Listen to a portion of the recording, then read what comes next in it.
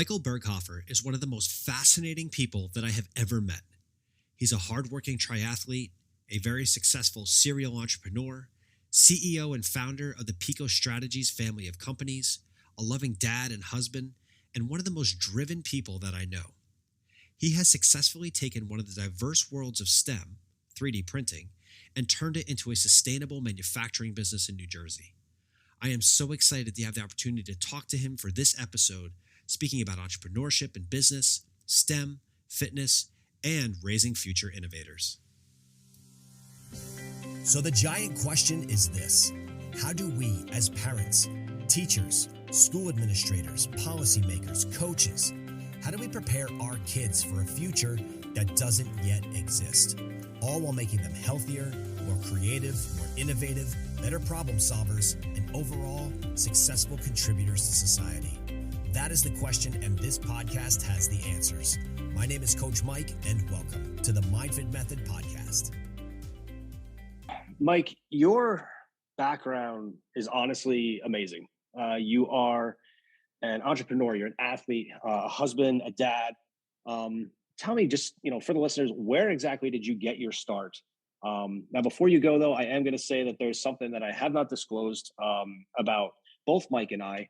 So Mike and I met at a conference, actually, for school boards back when I was president of a board of education. And I had the intention of opening MindFit at that point. And I'm walking through, and there's this guy who has a 6-foot tall 3D printer that is printing a print of the Eiffel Tower. And the first thing I thought was, oh my God, I have to have that printer. And I wound up walking up to this guy. I had no idea who it was. As far as I knew, he was a sales rep for the company. I had no idea. I had no idea he was the owner. And I walk up to him, I introduced myself, and it turns out that, guess what? He went to the exact same high school that I did. And to make matters even more interesting, we were both cross-country runners, and we both ran under the same coach, Sabrina Lucas, who was a phenomenal coach and certainly had a huge impact on my life from a very early age. So shout out to Coach for that. But Mike, you've done everything that young entrepreneurs want to do and hope that they can do when they're 10, 20 years into this process. So tell me, how did this whole thing start for you? I mean, it definitely goes back transparently. My age, I'll throw it out there. I don't care, 37, but started at 9. 9 years old. I was telling, John on this podcast I was just recently on, and just like, I started selling ice cream and ice pops and candy, right? And just, I didn't know it was entrepreneurship. I just was like, ooh, money, right? But you know what? It's, next I started the paper outside, and that was something that existed at the time, and it doesn't, unfortunately, anymore. But, I brought my sister in. She was delivering papers at first. She took over the route later. But the fact is, like, I was growing the route. I was going door to door. I didn't mind. I was like, and at the same time, door to door, I was doing that. And then I was like, wait, these clients I could upsell. I could get, raking their leaves. I could get, cleaning their sidewalks, mowing their lawns, right? So, it all started real early. I didn't really take off as an entrepreneur until college dorm room, really, right? I started selling clothes. I was working at like minimum wage jobs, but I would get discounts on the clothes, and I would go back to the dorm and make 40%. Because I would get friends, I would be friends with the managers of Abercrombie or whatever, go back to the dorm, sell it for still 20 off of what they would have got it, but I got it for 60 off. So they were happy. I was really happy. And, I was doing odd jobs, but, so it started at 9 and then grew into that. And then really, as I was going through college, it was starting to manifest into something else where I always realized there was an avenue to travel, right? Everything to me is every second in your life is a fork in the road, right? And what we call pivot, like pivoting in entrepreneurship, is really just the mindset that you adopt. I always call entrepreneurship, it's a way of life and a mindset, right? And, I worked at every single job in a restaurant, but the number one, the two really, they're balanced actually in different ways. Social skills came from bartending. Okay. Business skills. Totally agree. Business skills came from waiting tables. because I got to create relationships, but I also learned to take that relationship and then either get a sale from them, so AKA the tip, or get a sale from their friend because I had something or skill that they needed. And most of the time that was tutoring, right? Okay. That was a lot of the time I was a math tutor. I figured out every bill, and not to brag, but I figured out every single check in my head, right? And tax. And they said, "Who are you?" I said, "I just enjoy math." That was my answer, right? It was a humble answer, and it was a true answer. And it's always been that way. I tutored a lot of kids off of that, a lot. And that's where I started making actually really good money too. And I got a taste for the fact of making maybe at the high 15 to 20 bucks an hour waiting tables, right? But then when I was making $40 to $100 an hour tutoring, I was like, wait a second, my skills pay more?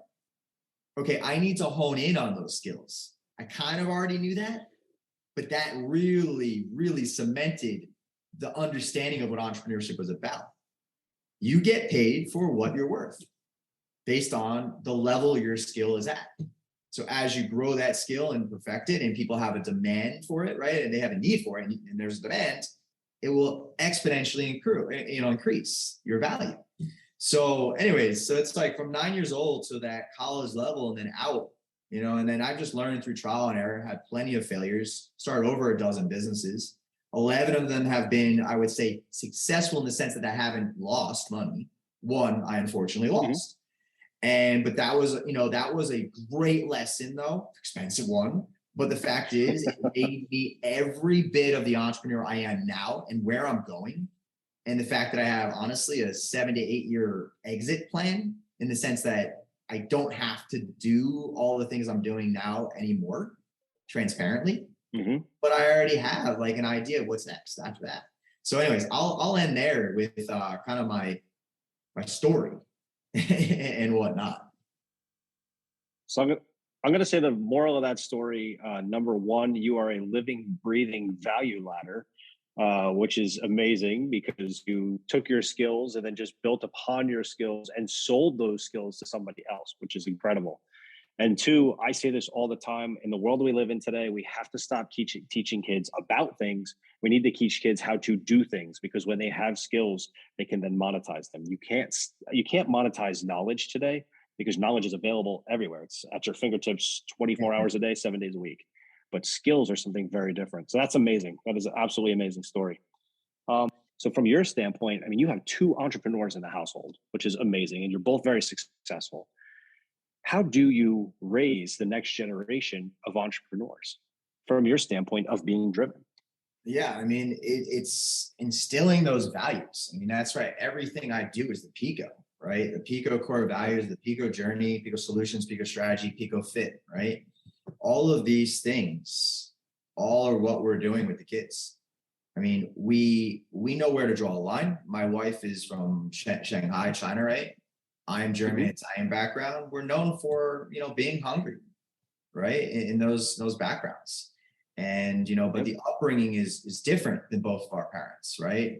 The German is very, very structured. Italian is very free, but it's also very, very like, let's go get it, right? And the Chinese, everyone's heard the saying, tiger mom. And she's no doubt a tiger mom. But the thing is, I think with the entrepreneurial side now to her and myself, we balance that where we don't tiger dad or tiger mom it. We just instill the fact that it's that grit. Get to the other side. Don't kill yourself to get to the other side, but know how much to push that personal governor, right, that you have. And the younger you learn it, the better. My son is now 9, but the difference between 6 and 9 is huge. And I was even between 8 and 9. And I see it in the sports now that he's doing. He's doing soccer and swimming. He's excelling in both. Yes. And it's noticeable when you see him interact with a coach. I happen to be now his volunteer soccer coach, but in swimming, I get to actually see it from the outside perspective. And it's, wow, he listens and he tries to correct 95 to 98. I will never say the word 100 or 10, right? Those are just not in my vocabulary. Right. But 95 to 98% of what the coach say, where a normal kid would one of two things: ignore it or work on some of it. Mm-hmm. But you see his eyes light up and he goes, well, but when mommy and daddy do something, they try to figure out 72 different perspectives to look at it or different options to attack it and just get it done, right? So I hope that kind of opens up kind of some insight into how we're raising our kid, right? And we have no fear in talking to them about complicated things. I was told by someone in my own car, and happens to be a relative of my wife, oh, why would you have that conversation with a 6 or at that time 7 years old? I said, because we've been having that conversation since he was 6, right? Right. And it was literally me teaching him. It was like 7, 8 borderline, right? Inventory turnover ratio. Just talking to him about it. Mm-hmm. He asked me a question at Marshall's. We went in there trying to get some shoes for him, right? But I don't know if you know that, but there's no guy or boy shoes in Marshall's. So I taught him why. Yeah, it's probably more complicated than I need to. I started off with just understanding, Logan, look at the people in here. What's the majority? And he goes, moms. Right. I go, boom. How many dads are in here? Not many. People in here, there's probably only 10 dads. How many boys do you see in here? It's like about 5. I'm like, so you have 15 out of 100 people in here, right? That could be a buyer. So why would you buy inventory for 15% of your clients potentially? And then he started to like, oh, okay. And I go, yeah, they want to get their money back fast. So then I just transitioned into the inventory turnover ratio, which is from the managerial accounting that I know, right? Anyways, giving that as a great example, I feel that I was told not to talk to my own son that way, but that's, I believe, what we're instilling in a mature conversation, and also just having fun, because we all love math in the house. He loves it. If he's not challenged in math, he literally just gets bored at school. He has to be given something that's just outrageous, right? That's awesome. And we both have accounting degrees as one of our degrees. My wife actually practices, right? CPA, tax consultant. But yeah, it's exciting to be able to talk about things like that. But that's where I was on my podcast on Thursday with John, right, from Adapting Social. And what I said to him, he just had his first child, right? And I'm like, inclusion. Make your kids at all times included in everything you're doing. Don't say, I'm working. You go do your, no, if they want to learn, let them. If they want to listen, they want to ask questions, engage. It comes back to like the 5 E's, if you know much about the 5 E's that they tried in education, right? And they gave up on. But it really is that engagement aspect, right? So that's where, education in the half is broken. That's where homeschool is like taking off. I mean, we're basically homeschooling, right? Well, listening to you, listening to you talk right now brings me back to 2 things. The first is the first time I read Rich Dad, Poor Dad, and listening to you talk right now, you are literally describing the process that Rich Dad took Robert Krasinski through, which is amazing. He must have. The second thing is it's such a stark contrast. Yeah, it's such a stark contrast today, because what we see everywhere. I mean, every time I turn on any type of news right now, all I'm seeing is this new phrase called quiet quitting. And it's all these people who are just disengaging from their job. They're not driving themselves. They're not pushing forward because of how they feel. And it's the exact opposite of everything that you are instilling about drive and tenacity in your kids. So kudos to you, because that is amazing. And that needs to happen more everywhere, not only in this country, but in the world. I because yes, our education system is broken. That's amazing. I know you've had multiple different businesses, but how did you first kind of discover the world of STEM and specifically 3D printing, and then turn that 3D printing world into an extremely successful business?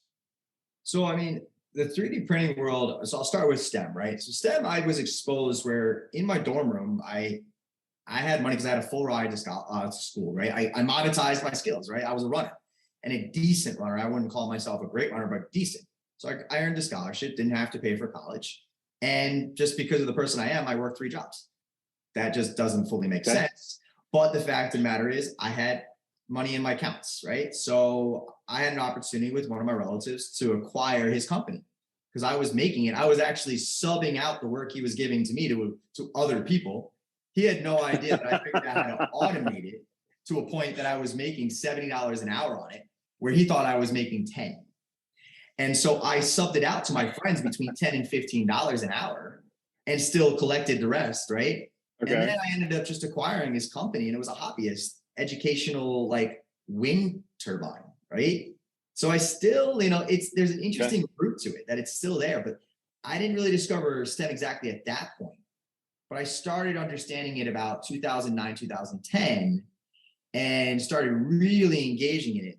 But it was really still just, and it still is today, and I'll be candid with that, it's still a buzzword. But it was really a buzzword with no purpose in 2008, 9, 10. And it started even earlier than that anyway. But the point is, got exposed there, saw the demand, and then created things, even a STEM interface called STEM Plus Playoff. And that was 3 years ahead of its time, though. Because after 3 years after creating it, it sold in 1 year what it sold in all 3 years, the first 3 years combined, right? Wow. It was insane. Wow. But that's when you also know that STEM was not anything that anyone understood until about 2013, right? Yep. And so the bottom line when it came to all that, I said, all right, this is understanding. And we all know that the whole thing with STEM was all interdisciplinary. But I saw more. I saw the future of what it was going to do. It was interconnecting different types of kids. That's what I really saw it as. I didn't see it as combining the subjects. That was just a given. There should have been more interdisciplinary elements all along. But the kids are the ones with all those different skills. And that's where I really saw STEM as, right? And that's where it manifested today into that's what I focus on. Is not really an interdisciplinary. It's the focus on how do you connect a group of kids with different skills together to get to an end result, right? So anyways, going from early days, ending college in 2008, acquiring that, running it out of my dorm room, having my roommates as my workers, interesting enough, carrying 13 boxes down to the post office and shipping those out. That was a blast before they had pickup, right? And, then we moved into 2013. I had this little educational turbine that I was selling, and it was paper, cardboard and paper, and aluminum wire.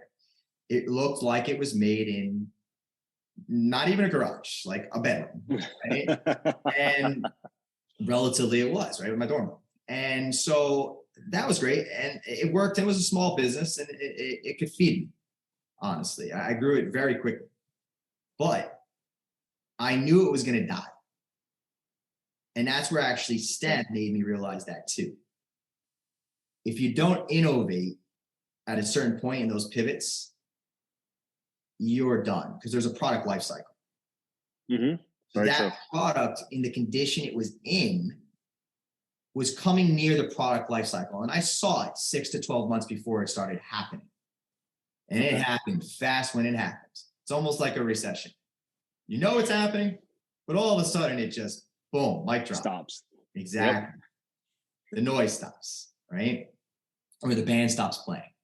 And so in 2013, end of 2012, I also knew I was about to have my first child, right? And I was like, I gotta make a change. So simultaneously, I did 2 things. One, I made the move proactively to say, I'm not going to be reactive. I'm going to be proactive. And I'm going to jump into it. I'm going to find someone to help me create a new product. So I went on Craigslist, which today I would never use it, but then it was okay. And I found an engineer who literally was a wind engineer. And he worked with me side by side to create a new product. And during that, I simultaneously was starting a fitness business, right? where I was a personal trainer. I knew that the kind of guy I was is I can never have only one revenue stream anyway, one income for that matter. That's just never how I am. But number two, just in case something happened, I had my other passion and ability to monetize my skills and go make money. What ended up happening was that business funded the other business and the R&D that I had to work with the engineer. But during that process, MakerBot just really came out, was really big, had stores. I bought a MakerBot replicator in their store, brought it to my small little 50 to 100 square foot office in the city that I was working at. So I was balancing training in the city, and that engineer was coming to that little office and designing it. He was going to wood shops. He was coming back. But now once I got that, he could really prototype fast. It literally cut right there 3 months out of our timeline. 3 months, okay. Right away. Significant amount of money and time. They always go hand in hand anyway. But it also helped cut mistakes that we were already making and we didn't know. So that's why I kind of fell into it, and then realized at that point, I was, to Sid, who was my engineer, I said, why don't we make a business out of this? Why don't we just use this to manufacture the product? He's like, and at the time he was completely right. The technology is not there. It might be one day, but it's not. We were having this conversation in March 2013. And it was like, okay, so maybe the future we can do something later. But for now, I realized two things. One, this helped save my company almost $200,000. And honestly, I was a very, very small company. I could not afford $200,000. Got it. R&D. And almost no companies can, right? To create a new product. So we injection molded it overseas, but we prototyped everything on that printer. And we built the first 30 units. We redesigned the other product to make it more marketable, and designed a brand new product simultaneously, and created two new products from that project. And the 3D printer made it happen, right? It gave us the ability to do it. And so from there, that was how I discovered 3D printing, and then realized we could do some consulting a little bit on it. But that wasn't very, very successful in the early days, because no one even knew what they wanted to do with it. Right. And I had ideas, but I had nothing to stand on, right? To be taken serious. Also a young buck, right? So I still was dealing with that. Age discrimination is a real thing in entrepreneurship. Very real. Sitting down with a principal that's 40 to 60 years old and you're 21 to 23, 24, good luck. Yep. Doesn't go so well. But yeah, it gets crazy, right? So anyway, so that's the story of, realizing I was at a cliff, and what else I had to do, simultaneously discovering 3D printing. So hopefully that gives your listeners, a good idea of what I was able to do when I was in a position of crash and burn as an entrepreneur too. Yep. That's amazing. So in the athlete side of you, now, did you ever at some point discover that you could utilize your passion for fitness and harness what you're getting out of the actual work you put into the fitness to be able to actually be more creative, be more innovative, or was that something that didn't really work for you? No, flat out, it always has been. I already knew that high school, I'll use that as an example. My grades were never better than when I had work and fitness. If I didn't have one or the other, my grades slipped. My focus was not there. I would drift. I'm not a genius by any means, but I'm not on the other spectrum either. Bottom line, I need something to keep me in the game, right? Got it. And that's huge. It's manifested into something obviously way more, right? And borderline absolutely nuts. Triathletes they're literally ranking it and considering it the hardest sport in the world. Yes. Well, for good reason. Yeah. A lot. So unfortunately, some people have died doing it, right? It's just heart attacks, the whole 9 yards. It is tough. Your disciplines, so you have 3 disciplines. You gotta work out 12, 15 hours a week if you want to even be decent. Mm-hmm. And the fact is though, but every time in fitness, to really answer your question, is with fitness, I've always seen my movement, my success monitor, move faster and steady pace too. Because sometimes when I wasn't focused on fitness, I might have had success, but it was instant gratification and then right back because I couldn't hold on to it, because I didn't really actually understand, because I didn't have the clarity. And that's what fitness, because that gives you that endorphin, it gives you everything. And you're so clear with what your vision and mission are and anything you're trying to do. And it allows you to get there faster and stay. That's amazing. Me personally, I completely agree with you, to the point where even when I first wrote the book, the first day I went to sit down and write, and I had outlined my first 10 chapters and knew exactly what I wanted to talk about. And I found it amazing. I sat down and I just looked at a blinking cursor on a computer screen on pages. And I was like, I don't know how to do this. I can't do this. And amazingly enough, I tell this to people all the time, I did not write my book. I spoke my book. And pretty much every word of that book was actually done while walking and dictating the book. And in the end, it was the only way that I could get it out. And you mentioned it as well, and I haven't really released this yet, but book number 2 is coming out on my end as well. And honestly, you were the jumpstart of it. I don't even know you realize that. First off, you are an amazing mentor. You are someone that absolutely I want to be when I grow up, even though I'm a lot older than you are. But I did. And, people say to me all the time that, Mike, you need to, and you said it too, you need to create a MindFit for adults.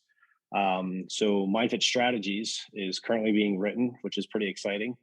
And is, hopefully in the next 18 months, we'll be out and ready to go as sooner as possible. We'll see where it goes. A lot to do between now and then. I love it. MindFit Strategies, we are literally a mirror. And it's just it's so amazing. Sabrina Lucas, Walker Valley, everything. It is killer. I talk about you a lot when I'm thinking about that stuff and like talking about the running background, all this other stuff. I'm big on fitness, but I was never able to tie it to the STEM like you have. But I've made something else out of it, right? Coming up that I'm working on, and that's kind of where I want to end up. Yep. Eventually, want to get to a point with this that I can do that social entrepreneurship journey. Yeah, and that's one that excites me more than anything. I call it my mission, my passion. My skill and my passion, right? And I want to get to my passion, but I know that the passion will only pay some of the bills, right? When it comes to I'll tell you what. Why don't we make a little commitment right here? So I'm in the process right now of completing my my TEDx applications to be able to speak at TEDx. Awesome. And dude, you have such amazing stories. There's no reason that you cannot be on that stage too. So let's make it happen, Captain. We can do this. I'm down with that. I never even thought I should really have Emma, who is setting up my marketing, get me on some apps on that. Hey everybody, I'm Coach Mike, and I hope you guys really enjoyed this episode. If you did enjoy it, please share it with a friend or family member, someone who you think it could help actually advance in the world of fitness, STEM, learning, and overall creating stronger minds and smarter bodies. Thanks everyone. Till next time.